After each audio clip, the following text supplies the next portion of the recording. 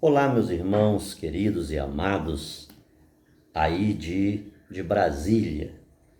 A pedido do irmão Sérgio, estou mandando para vocês uma síntese da liturgia de domingo. É o que eu vou desenvolver numa comunidade aqui no estado do Pará, na qual fui convidado. Vocês sabem que em cada estado, embora a liturgia da palavra seja uma só, o mesmo texto e os mesmos textos, são 4 leituras no domingo, que estamos fazendo aqui no Pará, se está fazendo aí em Brasília, no Rio, Maranhão, no Acre e lá no Vaticano, na África, em todos os continentes. Não muda. A liturgia da palavra é a mesma. Porém, em cada estado existe uma maneira de aplicar o texto, de acordo com as necessidades mais importantes, mais substanciais que estão acontecendo. Então, existe aqui uma maneira de fazer uma aplicabilidade local. Ok? Eu, como estou um pouco arredio da realidade aqui no estado do Pará, eu vou pegar o regimento nacional da nossa liturgia, aquilo que rege a liturgia aqui no Brasil. Tá bom? Então, a primeira coisa, domingo é o Dia Nacional da Juventude. Qual é o lema do mês missionário? Do Dia das Missões, que foi domingo passado. Com os corações ardentes e os pés a caminho. Não adianta nós fazermos a caminhada missionária por uma imposição, se não estivermos com os nossos corações inflamados, ardentes. E ardentes de quê? Do Espírito Santo.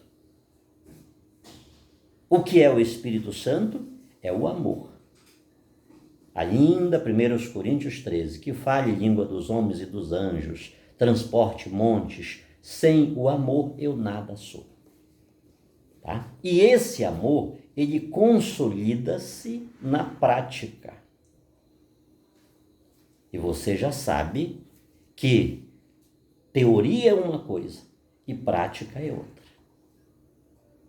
É muito fácil falarmos, é muito fácil refletirmos sobre o amor, mas praticá-lo, o amor tudo crê, tudo sofre, tudo espera, tudo suporta. Isso não é. Falar sobre isso é fácil. A gente arranca lágrimas dos olhos, dos nossos e dos outros, mas esperar, sofrer, crer, não é fácil. Então, uma tônica que deve nos reger aqui. Missionário, então, eu não posso falar dessa palavra porque eu não consigo viver isto. Dizia Sêneca, o preceptor, um dos professores de Nero. Quando eu digo o que é para se fazer, quando dou um conselho, não é porque eu sou o espelho. Não é porque estou vivendo isto. Mas já me é de grande coisa saber que assim se deve fazer.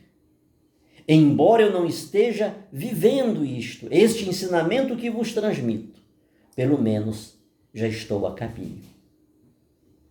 Então, para mim, isso é muito vantajoso. Não esqueçamos que esse precioso tesouro carregamos em quê? Em vasos de argila, em vasos de barro. Então, é necessário que olhemos para Cristo, Olhemos para a liturgia da palavra, para o texto bíblico que ele nos está dizendo e vamos nos aproximar de Jesus. Porque é quando nos aproximamos da luz que a gente vai vendo as sujeiras. Se você está na escuridão, você não está vendo como está o teu corpo, como está. O muito você pode sentir um mau cheiro, mas de repente ele está pregado no teu braço, na tua cabeça. Mas se a gente vai se aproximando da luz, você verifica, meu Deus, as minhas mãos estão sujas, os meus pés, o meu corpo. Então, de Jesus, Jesus é a luz por excelência. É por isso que nós temos a vela na igreja.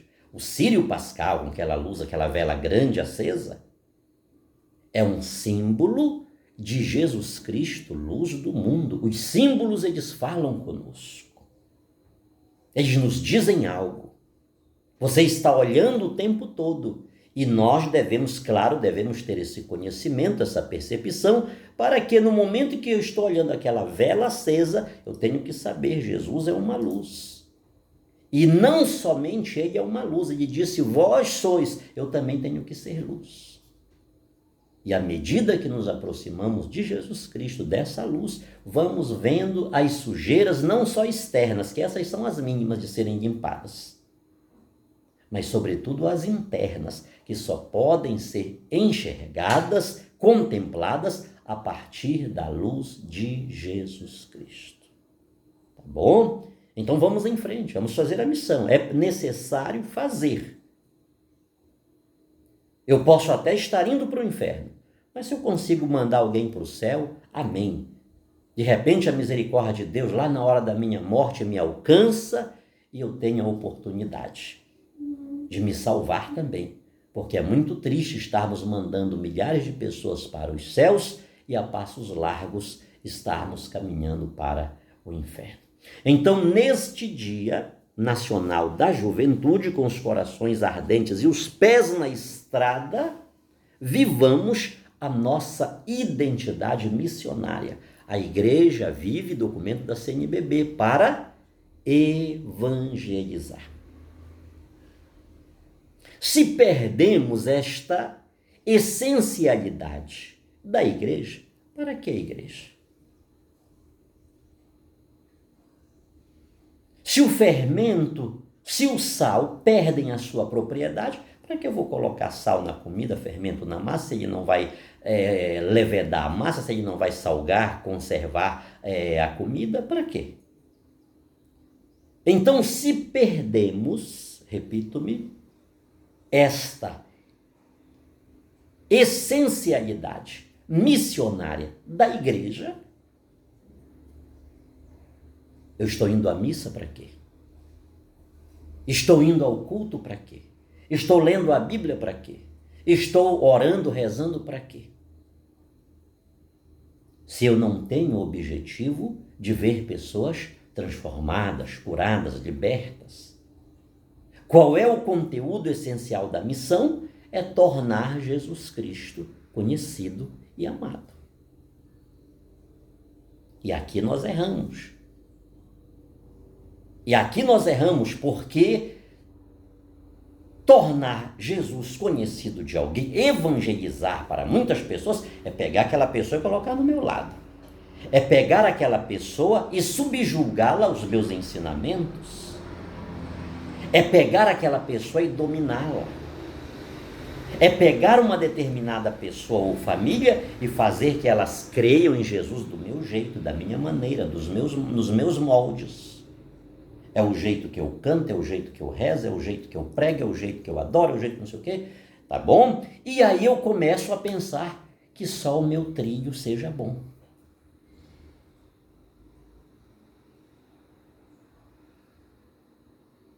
Então é necessário que tenhamos um cuidado muito grande com isso, para que eu não queira ser a imagem e semelhança do outro. Ou melhor, eu queira que o outro seja o reflexo supremo da minha imagem e semelhança. Quer dizer que Deus já ficou de lado há muito tempo. Jesus já ficou de lado há muito tempo. Cada um vive uma realidade. no seu dia a dia. Cada um vive uma realidade familiar, cada um vive uma realidade no seu trabalho, cada um vive uma realidade psicológica, cada um vive uma realidade sentimental, cada um vive uma realidade física. Uma pessoa cega, ela pode ter os outros órgãos, todos funcionando bem.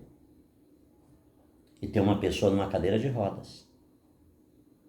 Ela vê bem, claramente, mas ela não pode se locomover.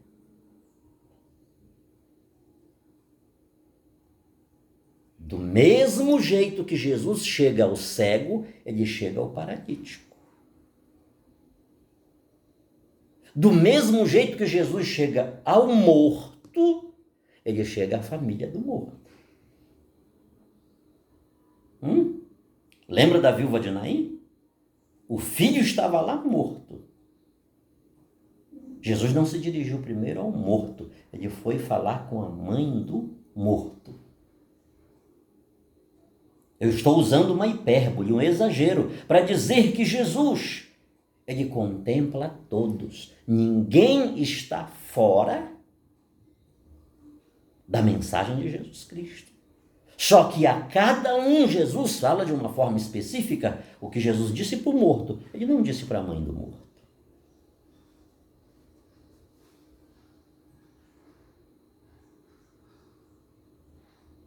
Então precisamos ter esta consciência.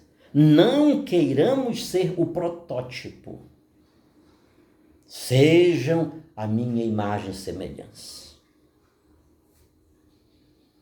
São Paulo chegou a dizer: sede meus imitadores, como eu de Cristo sou. Só que nós estamos tão distantes de São Paulo, não?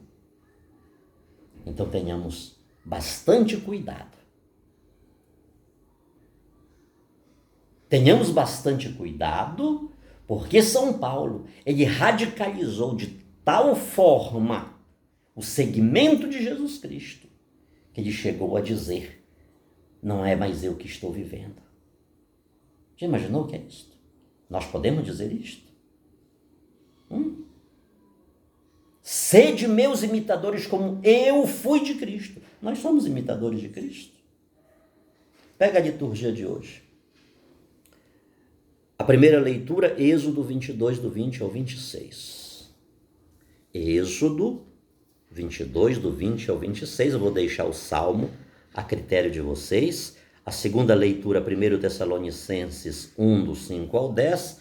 E o Evangelho, São Mateus 22, do 34 ao 40. 22, do 20 ao 26. Vejamos se estamos sendo imitadores de Jesus Cristo. Não explore o imigrante, nem o oprima, porque vocês foram imigrantes no Egito. O 21. Não maltrate a viúva nem o órfão. Aqui não tem meio termo, irmão querido e amado. A ordem aqui é não. Não maltrate, não explore. Aqui não tem concessão, aqui não tem meias palavras, é um imperativo. E não é não. O que vem a seguir? Não maltrate, não explore. Será que não é uma coisa tão natural, tão espontânea? Quando esta ordem está dizendo não o quê? Não maltrate, não explore. Eu preciso ser cristão para saber o que é maltratar, o que é explorar? Isso é digno da conduta humana, de um ser intelectivo? Elevemos isso à identidade cristã de alguém que segue Deus, que lê Bíblia, que ora. Se isto não é adequado para quem não tem um conhecimento de Deus, e quantas são as culturas que levantam-se ferozmente contra a exploração, E o que dizer de alguém cristão que todo dia diz: lâmpada para os meus pés é a tua palavra e luz para os meus caminhos, examinai as escrituras. Tá bom? Não é não. Por quê? A sequência do texto. Eu creio que uma linha que rege essa liturgia é misericórdia e juízo. Se vocês explorarem, se vocês oprimirem, se vocês fizerem mal, eu vou entrar na causa e vou julgar. E vou sentenciar. Por quê? Porque eu sou um Deus misericordioso. Eu não quero ver a exploração. Eu posso dizer para as pessoas hoje: sejam meus imitadores? Não sou eu que vivo, é Cristo que vive em mim.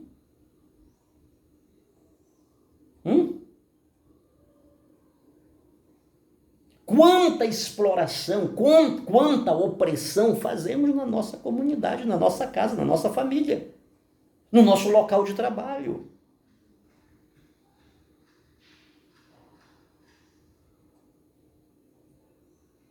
Vamos colocar São Paulo, por exemplo, como um paradigma. Ele tem autoridade para dizer isto? Eu não. Eu sei no que estou envolvido, no que estou inserido, no que estou mergulhado. O que me está influenciando? Todavia, eu posso lhes apontar um espelho, alguém que disse: não sou mais eu que vivo. Imitem-me.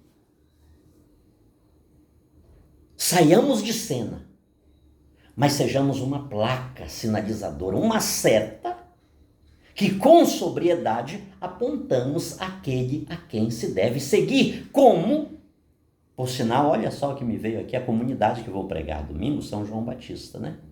Como ele disse, ele aponta para Jesus e disse: eis o Cordeiro de Deus que tira o pecado do mundo.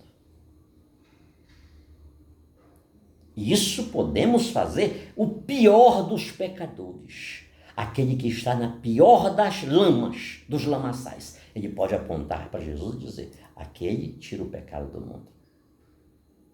Ainda não tirou o meu porque eu não estou querendo. Ainda não me restaurou porque eu não quero.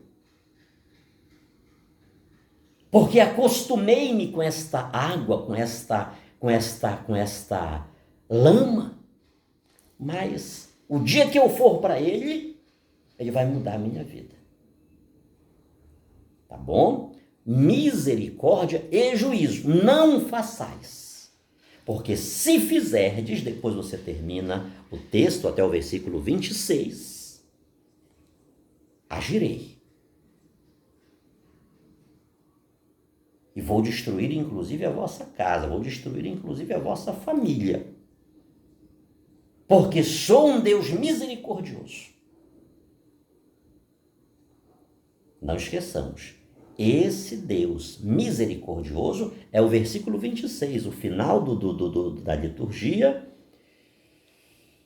23, 25. Olha só. Se você tomar como penhor o manto do seu próximo, deverá devolvê-lo antes do pôr do sol. Olha a ética cristã. Tá? Porque ele se cobre com o manto, que é a veste do seu corpo. Como iria cobrir-se ao dormir? Caso contrário, se ele clamar a mim, eu o ouvirei, porque sou misericordioso, porque sou compassivo. Tá? Então, misericórdia e juízo. Ah, Deus é cruel, Deus é terrível. Não, ele não disse, ele não falou antes, não. Se emprestares um valor, tudo isso você vai ler no texto. Não cobre juro, não oprima o teu irmão. Se pegares o manto dele como penhor, olha essa ética que Jesus vai falar no Novo Testamento, ela já está inserida, estabelecida aqui no Antigo Testamento, lá no Êxodo, sob a legislação de Moisés. Se pegaste O teu irmão te emprestou algo, foi? E tu deu como penhor o manto, pegastes o manto daquela pessoa como penhor, antes do anoitecer, vai devolver. Ele não te pagou? Ele não te ressarciu aquilo que pegou de ti? Todavia você pega lá o manto e dá para ele, é o que ele tem para se cobrir. Como é que ele vai passar a noite no frio? O que Jesus vai falar no Novo Testamento já está inserido, já está contemplado aqui no Antigo Testamento. Porque se ele clamar, ele não foi contigo pedir o cobertor dele, e ele está tremendo lá de noite de frio, porque ele sabe que está devendo, ele deu uma palavra para você e não cumpriu com aquela palavra, e ele ficou lá, está com um envergonhado, tremendo de frio. Eu vou ver que ele está com frio, eu vou fazer justiça, porque sou um Deus compassivo. Tu deveria ter feito a justiça, tu deveria ter ido levar o manto para ele, e tu não foste, então eu vou fazer a justiça. Misericórdia e juízo. A segunda leitura de Tessalonicenses, 1 Tessalonicenses 1, de 5 ao 10,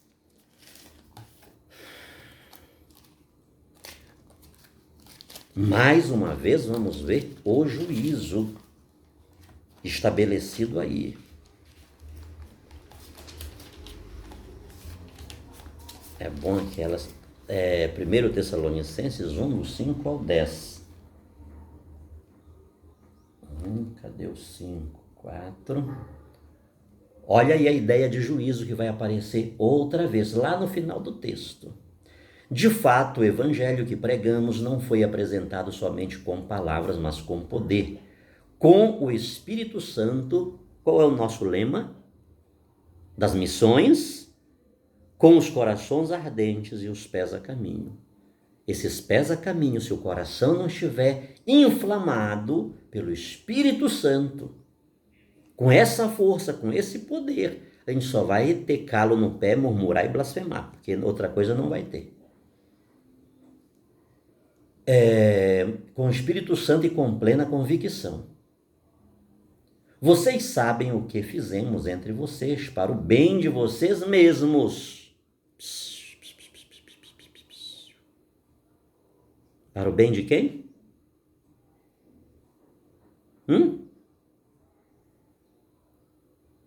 Nós que domingo vamos pregar, nós vamos pregar por quê?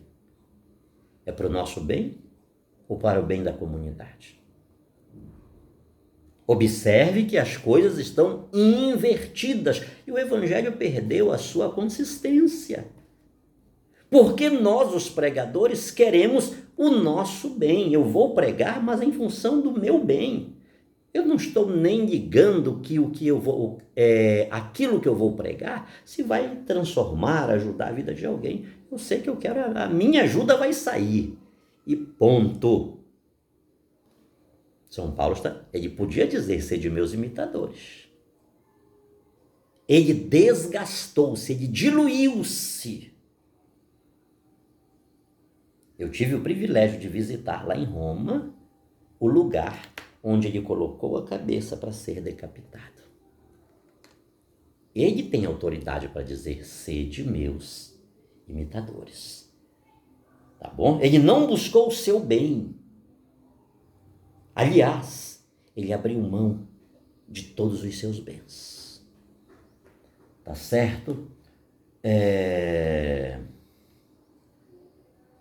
Vocês sabem o que fizemos entre vocês para o bem de vocês mesmos, e vocês imitaram o nosso exemplo e o exemplo do Senhor, acolhendo a palavra com alegria no Espírito Santo. Isso aqui tudo, mergulhe nisto, tá bom? Porque tem muita coisa a ser extraída daí. Mais uma vez, olha a autoridade dele, seguir o nosso exemplo e o exemplo do Senhor, tá? Acolhendo a palavra com a alegria do Espírito Santo, apesar de tantas tribulações. Apesar de, olha aqui, só isso aqui dá para pregar um retiro.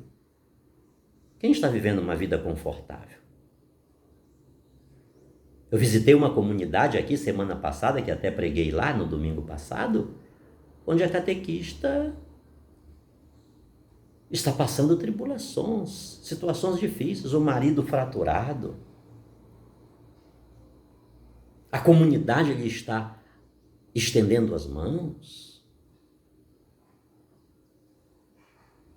Se eu me ver ausente de tribulações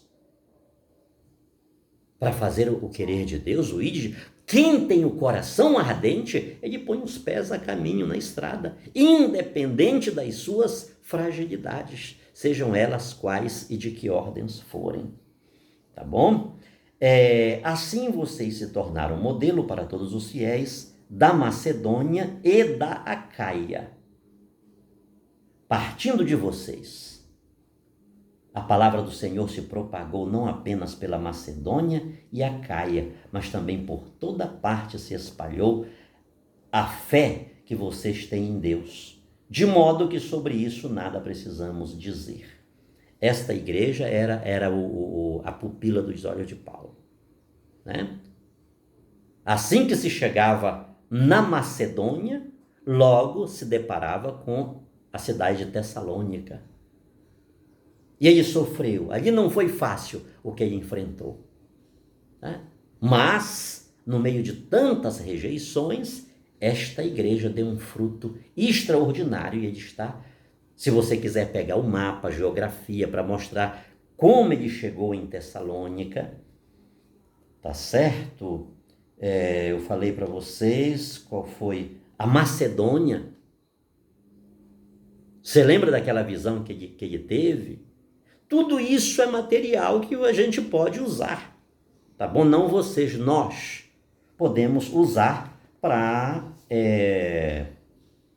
trabalhar a reflexão, tá bom? Partindo de vocês, a palavra se propagou não apenas pela Macedônia e Acaia, mas também por toda parte se espalhou a fé que vocês têm em Deus. Olha aqui, de modo que sobre isso nada precisamos dizer. Eles mesmos falam da acolhida que tivemos entre vocês e de como vocês se converteram, deixando os ídolos e voltando-se para Deus, a fim de servir ao Deus vivo e verdadeiro.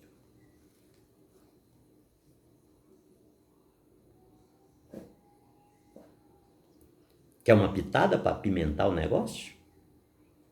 Quem eram os ídolos daquela época? Eram as imagens que temos na Igreja Católica? Dos santos e santas? Era uma imagem, por exemplo, de Paulo, de São Paulo? Você não vê uma igreja de São Paulo sem uma imagem dele? Eram dessas imagens que se estava falando? Já estamos no contexto de Novo Testamento. Já estamos no contexto de igreja. Tá? É um tema que emerge dentro dessa liturgia. Abandonastes os ídolos para servir ao Deus vivo. Ok?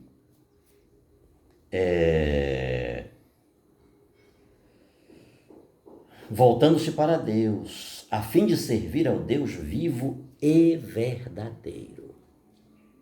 O que é a Eucaristia? Jesus Cristo em corpo, sangue, alma e divindade. Qual é a centralidade da fé da igreja? O Deus vivo e verdadeiro. Em cima nos céus, embaixo da terra, não há outro nome pelo qual possamos ser salvos, afora o nome de Jesus Cristo, Atos 4:12. Tá bom? Este ponto é bom salientar, porque este texto aqui, deixando os ídolos, ele pode ser confuso, ele pode parecer confuso, sobretudo quando alguém está movido pela tendência, pelo preconceito. Agora vamos, Deus vive. Falam também de como vocês esperam que Jesus venha do céu, o Filho de Deus, a quem Deus ressuscitou dentre os mortos. É Ele que nos liberta da ira futura, do juízo final. O que foi que vimos na primeira leitura? Misericórdia e juízo. Os Tessalonicenses, eles acolheram Jesus e por isso eles estão livrando-se da ira futura, do juízo futuro. O Evangelho, olha aí, porque é uma síntese, né? É uma síntese. Você pega algum ponto desse aí e desenvolve. É Mateus 22, do 34 ao 40. Na esteira do domingo passado, os fariseus armaram cilada para Jesus. Fizeram um grupo, deliberadamente constituíram um grupo para experimentar Jesus. Quem eram os fariseus? Eram os ímpios? Os que não conheciam o Antigo Testamento, a Torá, os profetas, os salmos, os sapienciais? Eu posso dizer, sede meus imitadores, quantas vezes nós nos envolvemos em paneladas, não são panelinhas, são paneladas mesmos. Para quê? Para experimentar o nosso irmão, para prejudicar o nosso irmão, para despersonalizá-lo, reduzi-lo a nada. Os fariseus se reuniram para destruir Jesus, para experimentá-lo. Como volto-me para Jesus? Como aproximo-me de Jesus?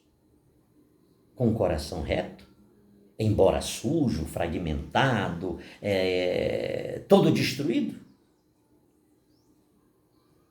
Ou já me acho muito santo e por isso não preciso de Jesus, e quando dele eu me aproximo é para experimentá-lo. Pense nisso.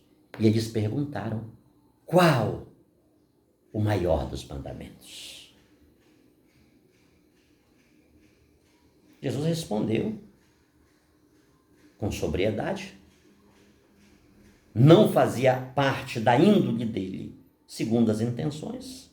O primeiro mandamento é este: amarás o Senhor teu Deus, toda a tua força, todo o teu coração, todo o teu entendimento, intelecto, tudo do homem, do ser humano, ele coloca nesse amor. É um amor consciente.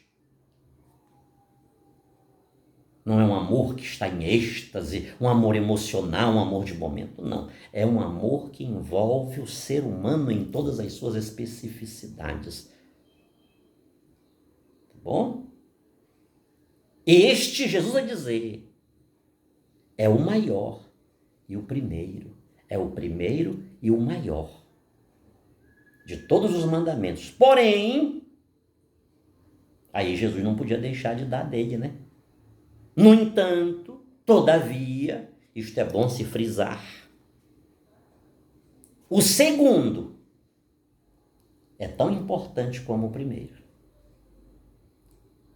Amarás a Deus sobre todas as coisas e o próximo como a ti mesmo. Esse é o juízo de Deus. O juízo de Deus vai dar-se exatamente desta dimensão. Preste atenção, primeira leitura, segunda leitura. O Evangelho também está sinalizando e sintetizando o juízo. Não basta eu amar a Deus, é preciso eu amar o próximo. Porque a cruz, ela não tem somente a dimensão vertical, ela tem também a dimensão horizontal. Sem a dimensão horizontal não existe cruz. Sem a dimensão vertical não existe cruz. Eu só amo o próximo e não amo a Deus. Tem alguma coisa errada. É Deus que me faz amar o meu semelhante. Tá bom, queridos? Eu creio que, por favor, isto aqui não estou esgotando o tema de longe de mim, mas é uma boa reflexão, é um bom caminho para que possamos fazer um desenvolvimento desta sagrada liturgia, que não tenho dúvida e rezo para que esta palavra transmitida por vasos de barro possa incendiar o coração daqueles que se nos ouvirão. Sobre todos nós, a bênção deste Deus Todo-Poderoso, que é Pai, Filho e Espírito Santo. Amém, amém.